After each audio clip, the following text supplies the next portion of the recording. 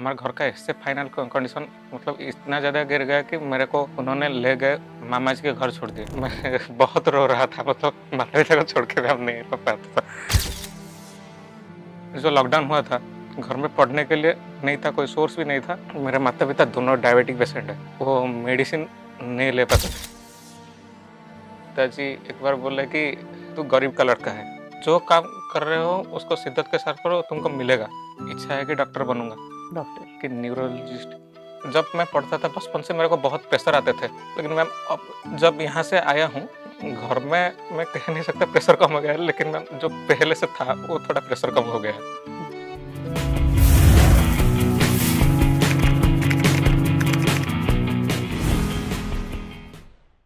सपना वो नहीं है जो आप सोने के बाद देखें, बल्कि सपना वो है जो आपको सोने ही ना दे।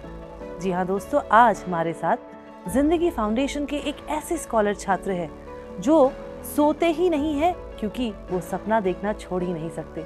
चाहे जिंदगी में कैसी भी मुश्किल हालातें आए, लेकिन वो हिम्मत नहीं हारते हैं, वो उम्मीद नहीं हारते हैं और अपने सपनों में वो अपनी जिंदगी जरूर जी रहे हैं। और सिर्फ सपने में ही नहीं, उस सपने को हकीकत बनाने के लिए वो घंटों तक हर दिन लड़ रहे हैं। वेलकम जगदीश। प्रणाम। मुझे ये सबसे पहले जानना है कि जिंदगी फाउंडेशन में आके मैंने देखा कि यहाँ बच्चे हमेशा पढ़ते रहते हैं और छोटा सा बहुत थोड़ा सा ब्रेक मिलता है, सोशल मीडिया भी आप लोग नहीं यूज़ करते। तो कितने घंटे पढ़ते हैं आप? मैम क्लास होता है 8:30 बजे से 2 बजे तक। उसके बाद मैम हम 2 के बाद 2:30 से खाना हमारा, और 3:30 के बाद थोड़ा हाफ एन आवर हम रेस्ट लेते हैं। उसके बाद 4 बजे से 5:30 बजे तक हमारा थोड़ा पढ़ाई चलता है। उसके बाद 5:30 से 6 बजे तक हमारा टिफ़िन होता है। उसको खाने के बाद 6:30 से हम स्टडी आवर में हमारे नीचे हमारा जो रूम है, स्टडी रूम है, उसमें जाके बैठ जाते हैं और हम सब पढ़ाई कर लेते हैं वहाँ बैठ के।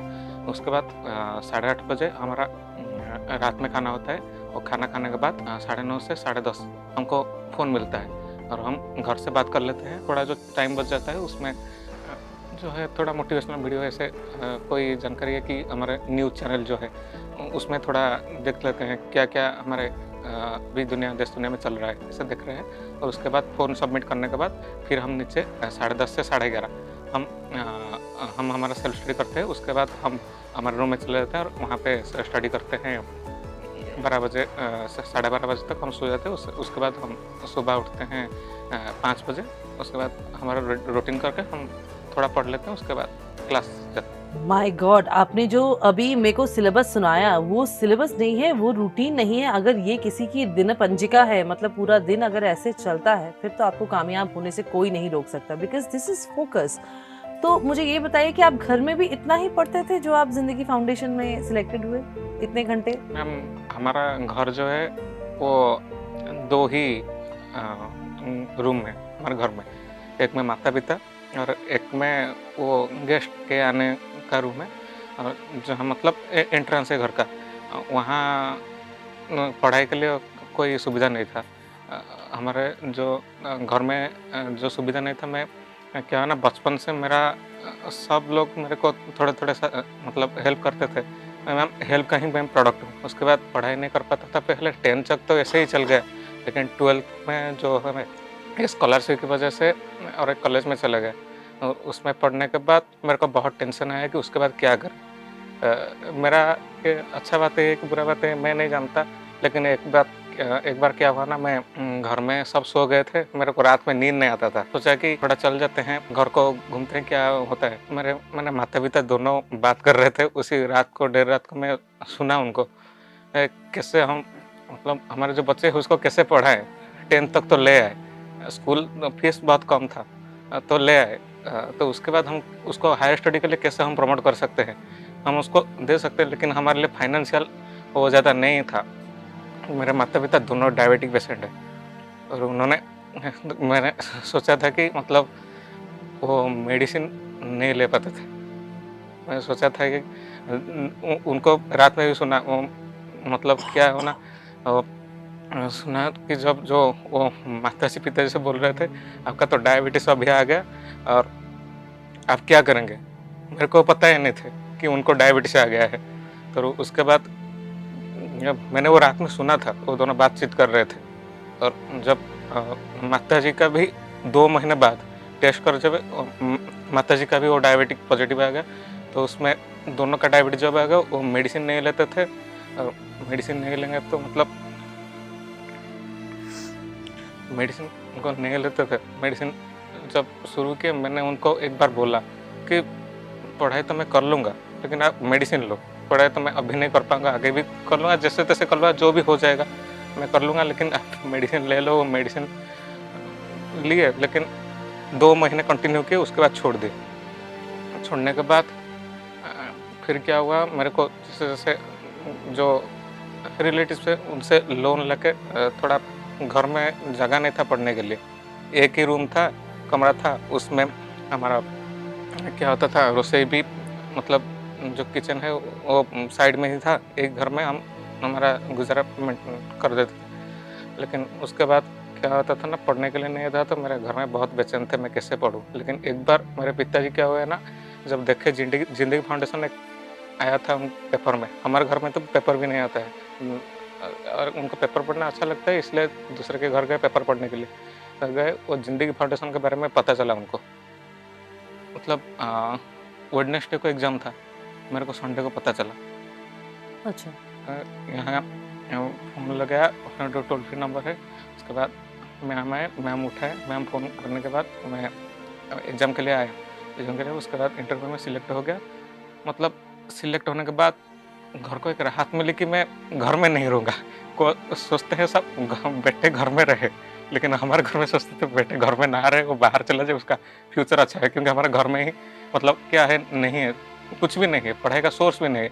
एक रहता था, मेरे जो गुरुजी थे, उन्होंने जो लॉकडाउन हुआ था, घर में पढ़ने के लिए नहीं था, कोई सोर्स भी नहीं था, वो मेरे को जो शिशु मंदिर है हमारे घर के पीछे था, वो मेरे को क्या हुआ ना, वो मुझे एक रूम का चाबी दिया पढ़ने के लिए। मैं उसमें दोपहर में चला जाता था, रात में वो चोरी-परी हो जाता था, इसलिए मेरे घर में मेरे को नहीं छोड़ा।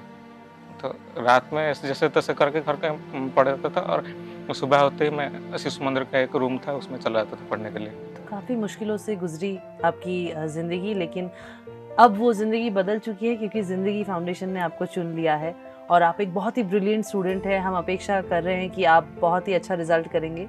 और आप क्या बनना चाहते हैं जॉइन के बाद? मैं तो इच्छा है कि डॉक्टर बनूँगा। डॉक्टर? किस चीज़ के डॉक्टर बनना चाहते हैं? वैसे तो मैम सोचा नहीं, लेकिन न्यूरोलॉजिस्ट पसंद आता है। न्यूरोलॉजी की तरफ जाएंगे। ओके। आपने अभी कहा कि आपके दोनों पेरेंट्स डिटेक्टेड हुए डायबिटीज़ से, और क्योंकि तब आपकी पढ़ाई भी चल रही थी और घर के पैसे भी बचाने थे, तो वो दवाई नहीं ले रहे थे। क्या कहीं इससे ही आप इंस्पायर्ड तो नहीं हुए कि आपको डॉक्टर बनना है और जी दूसरों मैम, की मदद करनी है? 12th तक, जब मेरा 12th कंप्लीट हो रहा था, उससे पहले मेरे जो माता-पिता थे, वो मेरे बचपन से मेरा मतलब ऐसे हुआ कि हमारे घर का ऐसे फाइनल कंडीशन मतलब इतना ज़्यादा गिर गया कि मेरे को उन्होंने ले गए मामा जी के घर छोड़ दिए। मामा और मामी दोनों मेरे को 2 साल पढ़ाए, और माता-पिता एक तो मज़दूर थे दोनों, दोनों भुवनेश्वर चले गए। उसके बाद मतलब फादर फार्मर है ना, वो फार्मर में ज़्यादा नुकसान हो गया, तो घर छोड़ के भुवनेश्वर चले गए वहाँ कुछ करने के लिए। फ़ायदा नहीं हो रहा था फार्मिंग में। तो उसके बाद 2 साल मेरे को शायद 2-3 बार मिले होंगे। मतलब मैं जो क्लास 1 था, उससे पहले मेरे को छोड़ दिए थे मामा-मामी के घर। तो मैं बहुत रो रहा था, मतलब माता-पिता को छोड़ के भी अब नहीं रह पाता था। मतलब क्या होता है ना, जब आता था मैं, और जो मामा जी के घर थे और जो बाहर थे, वो एक दिन मेरे को याद है कि बारिश हो रहा था, मेरा मम्मी आ गए थे, वो मेरे को छोड़ के जा रहे थे, बोले कि हम यहाँ जाके वहाँ आ रहे हैं 5 मिनट्स के बाद, लेकिन नहीं आए, वो चले गए। मतलब बहुत ही बचपन बहुत ही मतलब दुखदायक रहा है मेरा। और उसके बाद जब मैं घर आया, माताजी घर पर रहे, पिताजी अभी भी भुवनेश्वर में थे। हमारे घर के बाहर एक रोड है, उसी रोड में से हमारे गाँव से एक बस जाता है, वो भुवनेश्वर आता-जाता करता था। उसका टाइमिंग 4 बार था। मैंने मेरे इससे मैं छोटा वजह था कि मेरे पिताजी 2 महीने से 1 बार आते थे। मैंने सोचा कि हम कैसे देखूँ मैं, मतलब सुबह जब उठता था, वो सुबह 7 बजे जाती थी और 12 बजे लौटती थी गाँव में। मैं सुबह 7 बजे वो आने से पहले मैं उठ जाता था। मतलब क्लास 1, 2 से लेकर क्लास 6 तक। मतलब ऐसे मैं उठ जाता था, उठने के बाद बस जब आता था, मैंने सोचा कि पिताजी आ गए हैं, लेकिन पिताजी नहीं आते थे। 4 बार, दिन को 4 बार मैं पिताजी को मतलब उसी बस में से आने के लिए ढूँढ रहा था, लेकिन वो नहीं आ रहे थे। माताजी बचपन से मेरे को बहुत गाइड किए। उसके बाद पिताजी जब आए, उन्होंने भी मेरे को गाइड किया और उसके बाद जब पिताजी गाँव में चले आए, उनका भुवनेश्वर से क्लास 6 के बाद हमारा घर में सब वो काम में चले जाते हैं पिताजी। माताजी उनका काम कर रहे थे, मैं मेरा स्कूल जा रहा था। उसके बाद शाम में 8:30 से लेकर 9:15 तक और घर में हम माताजी, पिताजी और मैं तीनों हम बैठ जाते थे और बैठने के बाद हमारा डिस्कस हो रहा था क्या फ्यूचर करेंगे, क्या नहीं कर पाएँगे। उसके बाद मेरे को क्या हुआ ना, माताजी, पिताजी दोनों का लक्ष्य है, मेरा भी तो लक्ष्य है मैं डॉक्टर बनूँ। वो तो मतलब एक राइट जैसे वो मेरे माताजी पिताजी बोल रहे थे, डॉक्टर बनेगा तो मतलब अच्छा है, लोगों का भी मतलब तू मतलब डायरेक्टली इन्वॉल्व हो जाएगा तो लोगों का सेवा करने के लिए, मेरे को यही बोल रहे थे। उसके बाद जो 8:30 9:15 था, उसके हमारा डिस्कशन चल रहा था, मतलब लाइफ को कैसे चेंज कर सकते हैं। लेकिन हमारा तो फाइनेंशियल कंडीशन नहीं था। जब मेरा नीट रिजल्ट आया, मेरा तो नहीं हुआ। उसके बाद मेरे को पता है पिताजी एक बार बोले कि तू गरीब का लड़का है, मेरे पास और पैसा भी नहीं है तेरे को पढ़ाने के लिए, तो तू क्या कर सकता है। मतलब मैं उनको बोला कि जो होगा वो होगा, चला जाएगा, मैं मेरा कोशिश जारी रखूँगा। उसके बाद भगवान का दया है, मतलब पेपर में वो 2 दिन के बाद उनको पता चला ज़िंदगी फाउंडेशन के बारे में और मैं मतलब मेरा लक ही अच्छा है, मैं भगवान से ही दुआ करता हूँ कि मतलब 2 दिन से बाद जो पता चला, फिर संडे को था, मेरे को वेडनेसडे को एग्ज़ाम था, मेरे को संडे को पता चला, मतलब उसके बाद हो गया।